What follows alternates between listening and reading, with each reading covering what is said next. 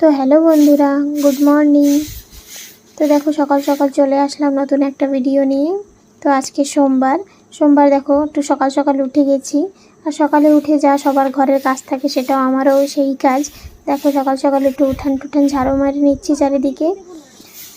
তো আমি তো দেখো সকালে ঘুম থেকে উঠে প্রথম ঝাড়ুই মারি, তো তার জন্য ঝাড়ু মারা থেকেই ভিডিওটা শুরু করলাম। কেউ কিছু মনে করো না, যা ডেলি রুটিন সেটাই আমি তোমাদের সঙ্গে শেয়ার করব। কেন কি সারাদিন আমি ঘরেই থাকি, বাইরে তো কিছু দেখানোর মতো নেই আমার। তো দেখো কথা বলতে বলতে আমি উঠানের চারিদিকটা ঝাড়ু দিয়ে দিচ্ছি। আর আমার ঘরের সামনে বড় উঠান নেই, ঘরের সাইডে উঠান, অল্প জায়গা, সেটা ভালো করে ঝাড়ু মেরে নিলাম। আমার ঘরের সামনেই রাস্তা, তো রাস্তার চারিদিকটা এদিক ওদিক একটু ঝাড়ু দিয়ে দিলাম।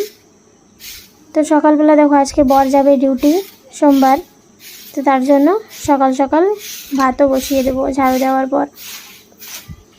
তো তোমরা দেখতে থাকো আমার ভিডিওটা।